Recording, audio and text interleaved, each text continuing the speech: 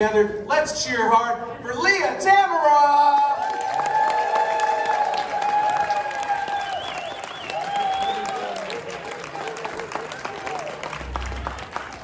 Hi there! Wow! God, you guys took a shower. You look great. Love Arcata. I'm one of those locals that tried to leave a whole bunch and ended up back here. And I feel like one of those people that left their hometown and was like, I'm never going back. And then you're back there. I meet high school students that go to Arcata High. My friends have high school students. And I'm like, I went to Arcata High 20 years ago. These kids just look at me, they're like, okay, old. I don't know what to do with that. Because you don't realize, you just get older and you're in town. I see some of my high school friends or HSU friends. But I love this town, that's why I ended up back here. So props to Arcata, love it. I love that this used to be like a hippie town, right? But I've noticed, are there any self-identifying hippies in here? Oh yeah, I like it, okay, cool. But the thing is, Arcata used to all be hippies. They'd just be like, yeah, I'm hippies, and then there were this next generation. And now, no one wants to identify as a hippie for some reason. I'm not sure why, but I think we're hippies, and Texas knows that. they're smoking the devil's lettuce out there. They think we're all hippies. We all go to the farmer's market. We're just doing all the hippie stuff. But I also don't self-identify as a hippie, but other people identify me as a hippie, right? They're like, oh, that hippie lady, right? And I think that happens to a lot of us. You're just hippies, but you don't know it. You're like, I'm not a hippie. I'm I don't know what the identity would be, but I get it. We want to self-identify, not other-identify. But I personally, I think I just identify as weird. And it's I just feel it's always kind of like that. I didn't try to be weird, it just happened, and then you're just weird, and then you're like, Arcata feels comfortable. I just can be myself out here. I love it. It feels great. I do weird things in Arcata. I used to be a yoga teacher. I did yoga. Some people think that's weird other places. I remember teaching yoga in another place, and a woman was like, as long as I don't own, I'm fine. There's serious, people think it's weird. Tarot readings, all the stuff we do, mystical experiences like this tonight. But I go to ecstatic dance, that's my big weirdo thing to do. Woo! Yes, thank you! Ecstatic dancers in the house. And so if you've never been to ecstatic dance, and you think it's weird, and you'll never go, I'll describe it for you so you can have the experience. So you normally go out to dance and you're like, yeah, dancing. But you're a sticky dance floor. And if you're the kind of person who wishes you could roll on the floor, ecstatic dance is for you. Because you can take your shoes off, they've cleaned the floor, it's non-alcohol, it's Sunday mornings, and this is what I do at ecstatic dance. Ready? I'm just doing that right now, feels amazing, and I'm pretty sure I'm gonna live a longer life just because I do that, so I encourage you. But imagine doing that for 2 hours, and we do it, we're just weirdos in there, ecstatic dancing, and I was trying to think when in life would you ever make this movement? Maybe drowning in the ocean. You're ah. Maybe surfers make this movement, Or if you're in a swarm of bees, you're ah. But it's not a natural movement for most of us, and that's why I like it, because you can go in there and it's kind of you've walked into an insane asylum. There's someone in the corner rocking the whole 2 hours. And I'm oh, I bet that feels good for them. So nice. But then we all just zip up, put our shoes on and act normal again. Hey, yeah, have a good day. That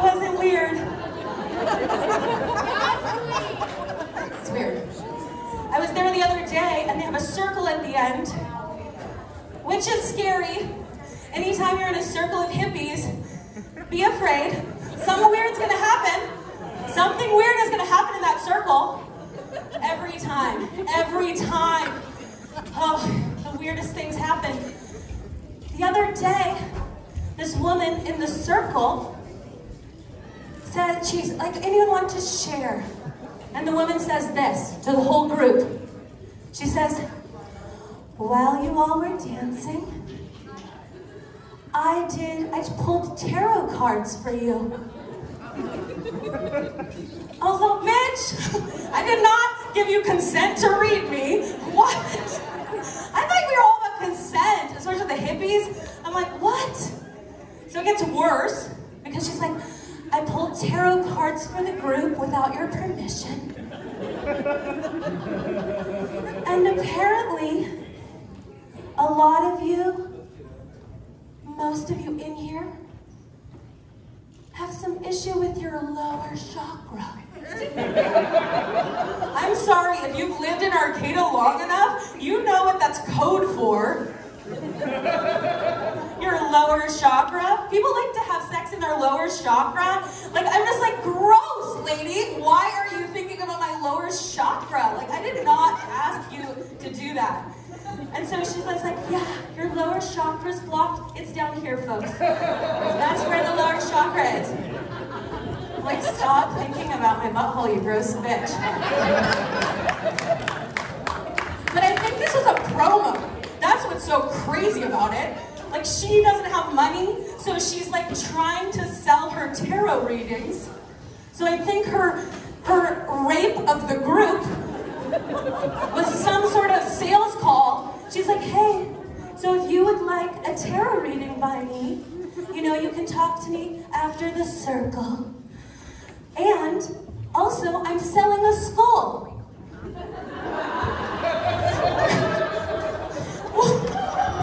First of all, like, you didn't make that skull. A whole animal made that skull. Like, you can't just sell skulls. But she was making it, so I don't know what you make a skull into, but apparently it involves a lot of yarn and feathers. And if you ever make it to ecstatic dance, I think it's still for sale. So Arcata's fun. I mean, we live here, and I think a lot of us, we have to drive a lot, right? Because this isn't a town. Bless you if you're one of those bikers. I'm sorry. Did you guys see how flooded it was? Like, welcome to here if you made it through the flood, the great flood of yesterday. Like, this is the wettest place on earth. We're in a temperate rainforest, and you decide you're gonna be a biker? You're insane. You have so much gear, and then you get there and you're all sweaty. You have to have a whole other outfit. I'm sorry, bikers. Ugh, you do not live in a dry climate. We are drivers here. We're drivers. We're gonna drive. We got trucks. I bet half of you have trucks. I feel like this is a truck crowd. Yeah, I got trucks. We got Priuses. We got Subarus. Toyota people. I've seen your cars. Teslas now. Welcome, welcome, Teslas. But people are pissed on the road. People are getting road rage. I'm sorry, smoke some more pot, chill out. I'm sorry, if you hate a bad driver, here is one. When you take away the whole 2,000 pounds of car, I'm a little person inside. Yes, I just sent my best friend a cat meme. What? Fuck you, sorry. Traffic was boring, I'm sorry, it was boring. Driving is boring. I have to keep myself entertained in this car. It's so fucking boring. I expect people to be shitty drivers. That's the difference. That's why I don't get road rage, because I picture everyone in that car texting, feeding their babies, weighing out pounds, milking a fucking goat for the farmer's market. I was like, I don't know what they're up to, but they're not driving in that car. Like, they'll look up once in a while. Like, if I'm behind mind you, I'm just like, they're gonna do something dumb. Like, they're definitely gonna do something dumb. And I don't know, like, people are driving. Like, I don't know if you've met people lately. They are not doing well. People are not doing well. I try to order coffee. I'm one of those people who goes to a coffee shop in the morning. I only ever go to a coffee shop if I'm too fucking lazy to make a coffee. I'm already in a bad state. All I want is you to do something fast. Just fucking make the coffee. Just make the coffee, Kyle. Just make the fucking coffee. I don't need you to ask me my day. I don't need you to be my therapist. I don't need you to draw a fucking picture. Just make the fucking coffee. The other day I went to a coffee shop and 22-year-old Kyle, who this is his first job in his fucking life, he's all of a sudden he's doing life in 3D. Oh, bless you. Bless you trying to figure out stuff. Oh my God. He also has never written before. Oh dear. I'm sorry you can't text on my cup, Kyle. I'm so sorry. He is writing my name a million times. Okay, nobody's in the coffee shop. Why is my coffee taking 20 minutes? Oh, because Kyle doesn't know how to spell Leah. Why do you care? It's phonetic. Like we're having an auditory experience. No, this is not a legal document. You can write my name however the fuck you want, is what the answer is. And then he also, for some reason, works in a coffee shop, doesn't really know how to spell double espresso. And oh dear, they can't even make the coffee till Kyle writes on the cup. I don't know this till the end. 20 minutes later, I get a coffee and it has lots of scratch marks all over it. There's a lot of thinking that went on. Oh dear. Kyle has a driver's license. Remember that when you're driving. Be careful out there on the road. So I've noticed people are kind of jerks these days, and I noticed this because, you know, people just be jerks for different reasons. And one of the ways people have been jerks to me lately is it has to do with my ever gaining weight.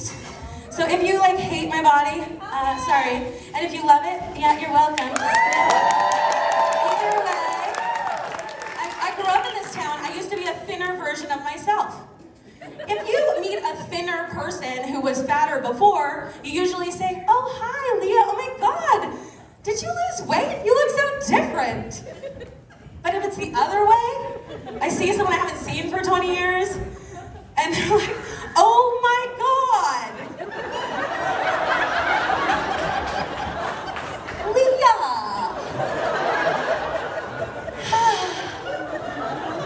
I didn't recognize you.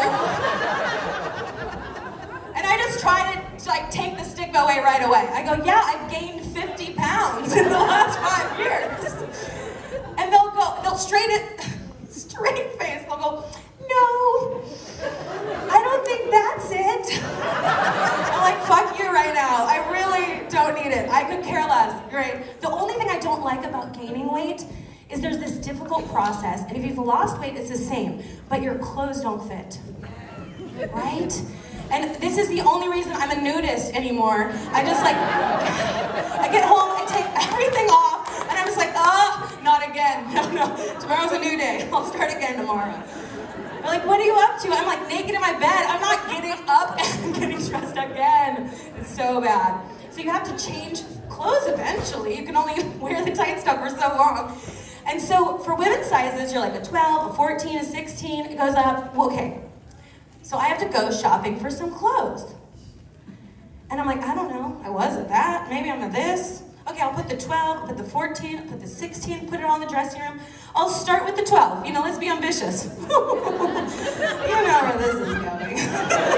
Anyone who can read body sizes knows that where this is going. So I put a bodycon dress halfway around my midsection. I'm just like, oh God, I didn't know this could happen. I'm like, oh dear. It's not going over the hips, but then it's like not coming back up again. I'm like a sausage with this rubber band in the middle. I'm like stuck in Ross. I'm like, why don't they make an emergency button? This is why you have to shop with your girlfriends. I didn't even know this would happen when I was thinner. Oh my God. I'm like there, just like yelling to the staff. Tits are out. Help! Somebody help! Yeah, so I just recommend you figure out your size, not a bodycon dress. No, I know people hate fat people, or at least fat women, some people do. There are these stickers they have on trucks, some trucks, maybe Ferndale, I don't know. They'll have these stickers that say no fat chicks. Oh dear. I'm always looking at these guys and I'm like, what is wrong with your truck suspension? You have a bad truck. Your truck sucks if you cannot have a fat chick inside. Trust me, we're way fun. You would definitely want us in there. So the pandemic was a little lonely for me. I was a single person, and that was a little scary because like clinics were kind of closed. So we all had our masks on, but condoms off, you know? We were like really an STD mess out here. It was gross. It was a very gross time. And I didn't really, I mean, I was fine being single. I mean, I was just like, oh my God, I'm a nun. Like, I just like didn't know what was going on for a while during the pandemic. But I realized that like, whether you're in a relationship or out of a relationship, you know, it was a good time to like develop a crush on someone. So that's kind of like what I did. I know people develop crushes all the time, and one of the reasons I know this is there is this thing called missed connections on Craigslist. Oh my God, if you've ever posted on there, my God, like who, wow. It's so great that it's still there. If you ever want a free source of entertainment, please read these posts. Oh my God, they're so good. They're always the same. They're done by dudes usually. Poor guys. They're like, it's always someone in a public space that's like serving them something. And it always is the same. They're like, you with the Misfits shirt. It's always a band shirt, by the way. If you want to catch a stranger, just put on a band shirt. You in the Misfits t-shirt with the red lipstick. You made me a sandwich. That's like the post. If you want to get in touch, you know, email me back. He never describes himself, by the way. Like, even if this poor young lady, God forbid, was so desperate that she needed to get on misconnections, she'd be like, which one were you, though? I made so many sandwiches that day. He never says, me, in the corner, on the laptop, hiding my screen. He never tells you. But I know this too because I developed a crush, and it was on a bank teller. Oh yeah, ooh. This was like the highlight in my pandemic. Because the banks were open, I'd be like, oh, Daryl's working. Well, hi, Daryl. Oh, your hair looks nice. Yeah, it's long. He's like the Jason Momoa of the bank. I don't think I'm the only one who had a crush on Daryl, just so you know. I think Daryl was making a lot of people's day. Oh, he was nice to look at. He was so kind. He had a job, you know. It was beautiful. And so I just like had my little fantasy life with Daryl. And one day I was like, oh, Daryl, you look different. And he's like, yeah, I lost weight. I'm a vegan now. I was like, wow, it really affects everybody. I'm sorry. No, cool, I was a vegan before. Nice. All right, fast forward. The other day I see Daryl, and I'm like, how's the vegan stuff going, Daryl? Yes, I'll deposit that. Like, we were like, I have full fantasies about our life together. And he's like, well, you know, it was a little hard to continue because, you know, me and my wife just had a third baby. I know, right? It was like a heartbreak. And, you know, we just can't make all those different kind of meals for the kids. Oh, no, I totally get it, Daryl, totally. I'm not crying, but I'm not crying a little. But I was like, I just feel like it would have been different if it was like his first, though. So Sorry, I'm the worst. I was just kidding. That was for all the horrible people in here. Well, if I have a little more time, I just wanted to talk to you briefly about the sex-positive culture. Everyone is so sexually explorative right now. Oh, I see a few of you. I see it in your eyes. I see you. I'm not that way. Like, I'm very vanilla. Like, I'm the most boring in bed. I'm like, are you done? Because I'm done. Like, we're good here? Like, are we good? Can we eat yet? Can we eat breakfast yet? I like it. No, I like it. Don't get me wrong. But I'm like, you know, not doing extra stuff. That's why I think I'd be really bad at, like, an orgy. Like, if somebody invited me to an orgy, first of all, I'm like, what number starts? Like, it's like 5 or 6? It has to be, right? Like a threesome, a foursome. Like, an orgy has to be like around 5 or 6. The probability of me being attracted to 5 or 6 people in a room, I just feel like, just a numbers game, I'm like, you guys are lying. You're not all attracted to these people. No. There's gonna be somebody everybody's trying to touch. Like, there's a Daryl in the group. And then there's like a not Daryl in the group. I just feel like there's gonna be someone that's kind of left out, you know? And like, I might be that person and not know it, and be like, why is everyone just putting their buttholes in my face? I got all the bad stuff. I also feel like I don't know when to leave an orgy. Like, I feel like it's kind of like a poker buy-in. And you're like, okay, we play poker from 7 to 9. You can't leave at 7:15 when you've just won a lot of money. Like, I would just be like, okay, I got mine, and can I go now? I'm good. Like, that was fun, what we did there. But I don't need more. I'm not gonna wait till the end of an orgy. That's gotta be the grossest part of an orgy.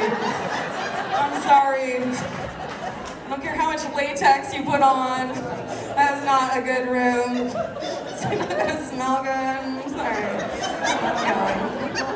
All right. I'm not sure about my time right now, but I think I'm good.